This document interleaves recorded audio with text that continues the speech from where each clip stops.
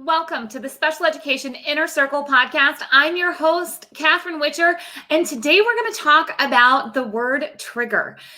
So often in special education, we think of this word trigger in a bad way. When we think about triggers in special education, we're typically talking about behaviors, meltdowns, anger, all the negative feelings.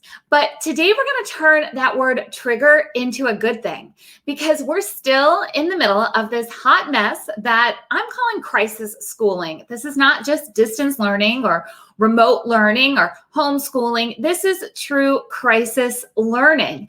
And throughout this process, I've been working with thousands of parents and teachers and IEP teams on building plans that work in this situation and that are flexible and adjustable to what every child needs to meet their unique needs. Now, everybody's in a different situation. Everybody's having a very different experience right now. But it's important for us to figure out what's working and what's not working so we can adjust, so we don't get stuck. And a million times we've heard things about routines and we need to get into a routine and we need to get back to a routine. And, a child thrives on routine. But getting into a routine has been hard, right? It has been really difficult to figure out what works. Now, in our last episode, I believe it's episode 19, I talked about ways that you can make your day not feel so overwhelming and stressed, talking about setting some boundaries and figuring out how to really manage your day inside of the work hours. But we're missing a piece when we just talk about what's happening during that time. We're missing at the piece when it comes to getting started and ending. So many of us are feeling like our days are just a big blur. We can't remember what day it is. We can't remember the date. We don't know exactly what our obligations are that day without looking at the calendar several times and setting reminders. It's really been a confusing time for all of us, especially for our students, our children who have IEPs, who have complex schedules as it is. And now we've taken that complex schedule and we've really done a number with it, right? So we've worked so hard to get so many different services and supports and different things, and now they all just disappeared. So I want you to really think about the beginning and ending of your day. And if your first thought was, I don't have a beginning and ending of my day, then you're listening at the right time because it's time to start putting a beginning and ending back into your day. See, in our old routines, which we're not going back to anytime soon, right? In our old routines, we had a beginning and an end, and we had triggers that really signaled to us it's time for something different. These are actual physical triggers, and they're simple, except for they're not so simple right now because our old triggers were things like put your shoes on, put your coat on, and go get in the car or go get on the bus. And then you have your bus ride to school or you have the carpool lane routine and you have this trigger of, I'm going to do these things. Every student had this trigger. I'm going to do these things. And when I get to the other side of this routine, I have certain expectations. So there are different expectations at school and home. And this routine, this trigger, this actual physical movement that happens really alerts ourselves to it's time to do something different. And that has been missing. So you know what? You don't need another color-coded cutesy schedule that overpacks your day so you can get things done. How many of you guys saw those floating around Facebook and Instagram, all the color-coded schedules of how parents thought they were going to do this homeschooling and take breaks and then make dinner from scratch. And many special needs parents knew right away those were not going to work. There was no way that was going to happen.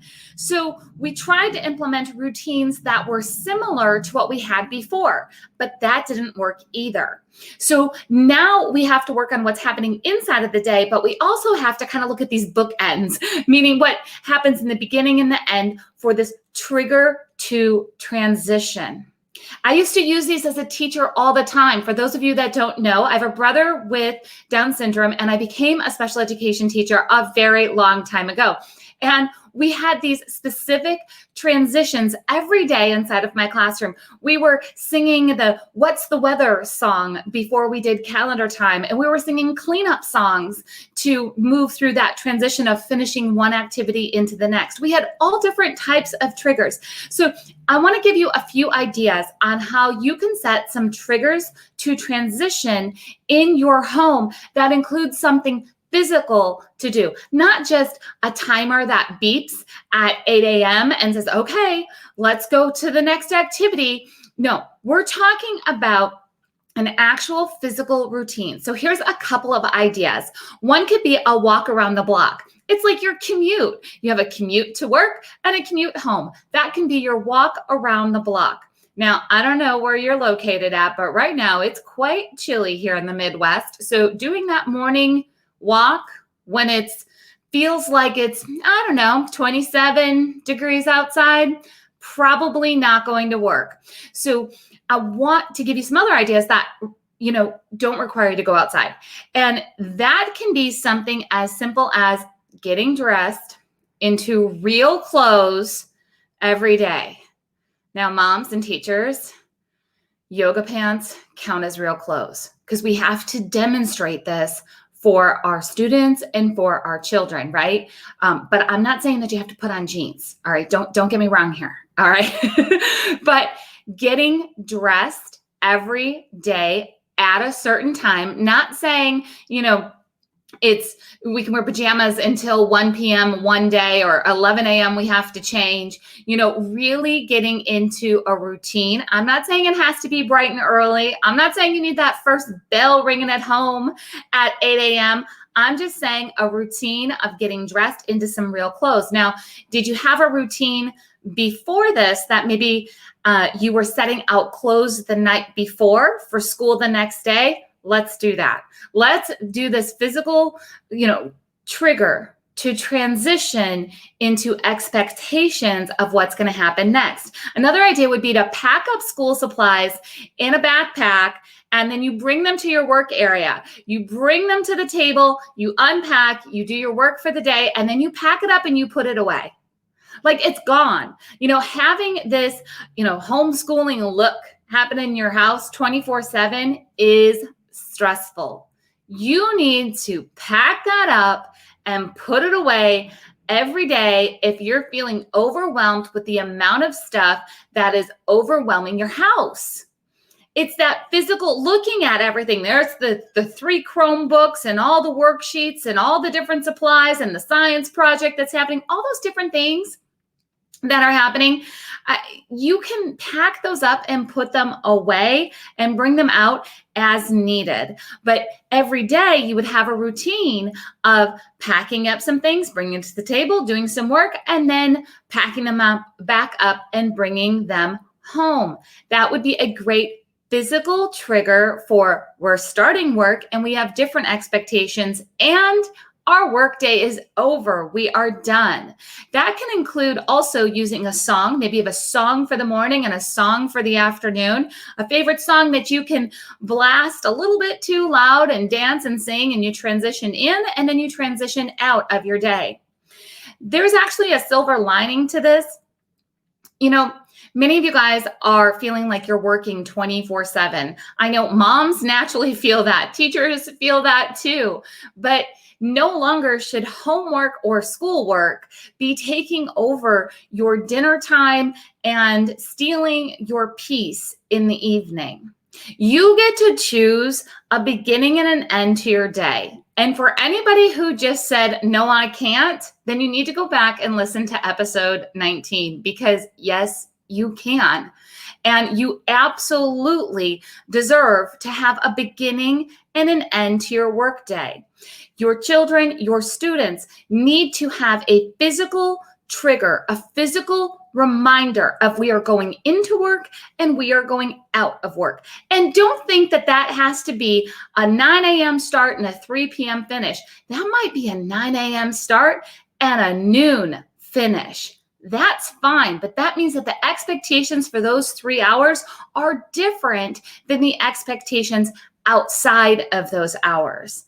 And when you're outside of those hours, you let the stress of what happens inside of those 3 hours go. Because when you're letting everything turn into a blur, it becomes more confusing than ever of what are you supposed to do when, and how are you supposed to be focusing on one topic or one task when you don't know what's happening next. You don't know, is this ever going to end? You don't know what those expectations are. So putting back in these physical triggers of a start time and an end time, and just think of them like how you had a commute to work, or you had a routine when it came to getting on the bus and starting the school day, and then wrapping up the school day and packing up the backpack and getting onto the bus and then going back home. Children know. They absolutely 100% know what the expectations are on the other side of our trigger. They know that this is the routine and then this is what's expected.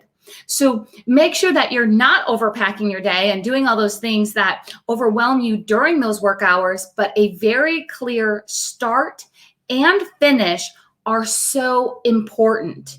You know, as the founder of the Master IEP Coach Mentorship and Network, it's so important for me not to just focus on what is in an IEP document, but it's how it's going to work. So we can write the prettiest IEP document. We can come up with a great distance learning plan. We can have those pretty color-coded schedules and have everything that is supposed to be in the document in the document. But if we don't figure out these little things like transition triggers or being able to set boundaries during the day, if we don't figure those things out, then that perfect piece of paper doesn't work.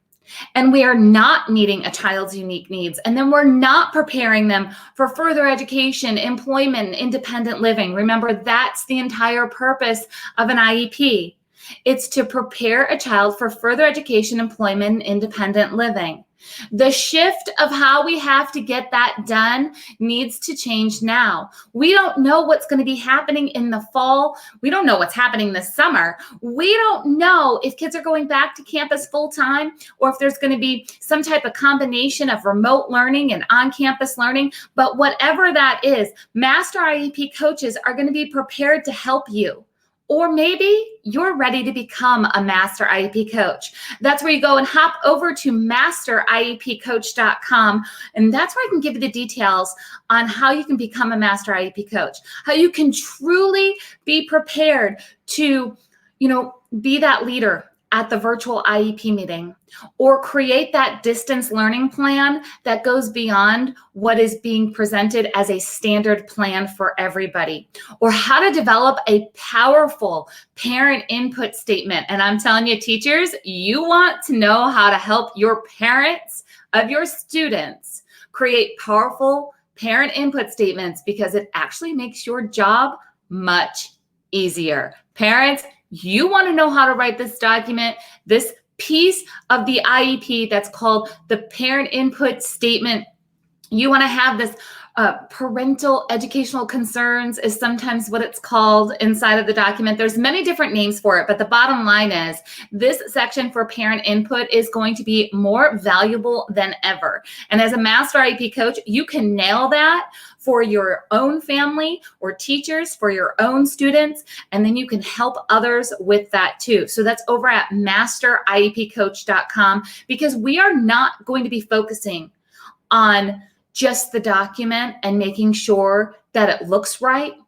We as Master IEP coaches know how to ask the tough questions to make sure that it can be implemented, to make sure that you have things in place, whether you're going to be learning at home or you're going to be learning at school, to get back to those routines, to find those triggers that are positive, that are going to bring a child back to baseline of their skill level as soon as possible and help launch them forward, even though we've been through this crisis and chaos. So I hope to see you over at masteriepcoach.com. And don't forget, it's time for you to start looking at the beginning and the end of your day and put in those transitions, a physical transition that's going to signal your family that it's time for some different expectations. And then it's time to move on outside of the crisis schooling hours and start to truly separate what's happening inside of your day. So it's no longer just one big blur.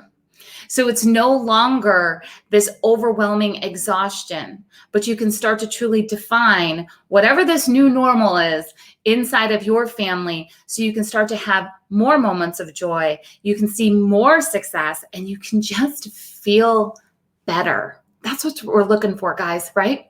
We're looking for this feeling of not feeling like we're drowning every day in all of these responsibilities. So I look forward to hearing from you and finding out what transition triggers are you putting into your home. When you share those over on Facebook or Instagram with me, it allows me to share with others, and you might just be helping another family make their day just a little bit easier. And I hope to see you guys over at masteriepcoach.com.